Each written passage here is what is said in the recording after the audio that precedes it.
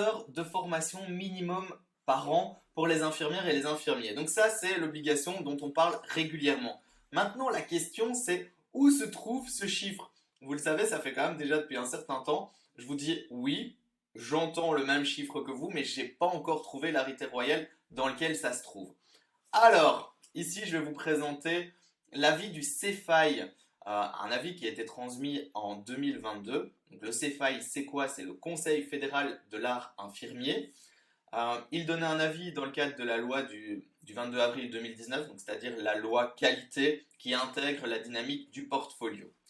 Dans ce document, on retrouve en page 15, parce que je suis sûr que vous allez voir le document, donc en page 15, on dit bien, tous les 4 ans, il faudrait 60 heures minimum de formation, quel que soit le temps de travail et le lieu du travail du prestataire. Donc ça veut dire aussi que pour les infirmiers remplaçantes, par exemple, eh bien, il y a cette même notion de 15 heures de moyenne par an pour un total global de 60 heures sur 4 ans.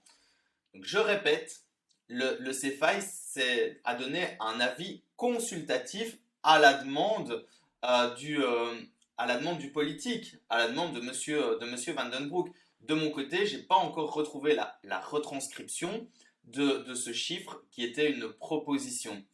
Dans le même ordre d'idée, on retrouve dans ce document-là aussi la demande, la proposition que les structures de formation puissent être validées, accréditées et contrôlées. Cela par des organes indépendants. Donc de notre côté, avec Solinfi, on n'a rien d'autre à vendre que de la formation. Et donc c'est la raison pour laquelle on sera vraiment ravis de faire en sorte de pouvoir être contrôlé par des structures qui vérifient la qualité des programmes de formation, des modèles de suivi, d'attestation et ainsi de suite. Donc voilà, tout ça, ce sont des propositions. On espère que ça puisse passer. Ça n'empêche pas que vous avez quand même l'obligation de vous former de façon continue.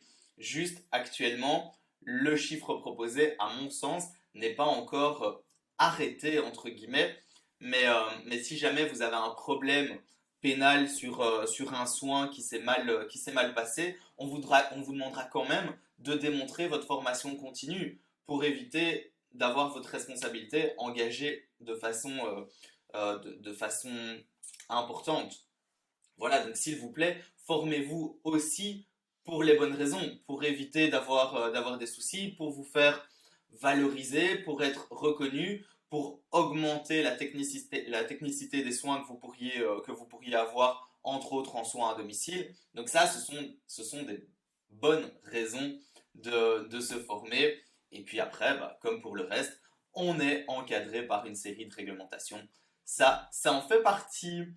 Voilà, j'espère que ça vous aura aidé, éclairé. Donc vous le savez, j'essaye toujours de me baser sur des documents concrets, sur des organes qui sont reconnus. Donc quand vous posez des questions, évitez d'aller essayer de trouver les réponses sur les réseaux sociaux, mais allez plutôt sur les sites qui transmettent les bonnes infos, donc le site de l'IDAMI, les sites SPF et ainsi de suite. C'est là vraiment que vous allez pouvoir vous faire un avis neutre et objectif. En tout cas, de mon côté, du côté de Solinfi, on essaye de retransmettre cette neutralité. J'espère que vous l'avez compris. N'hésitez pas à venir nous retrouver sur le groupe de Solinfi. Et puis, si vous avez quoi que ce soit comme question, vous revenez vers moi.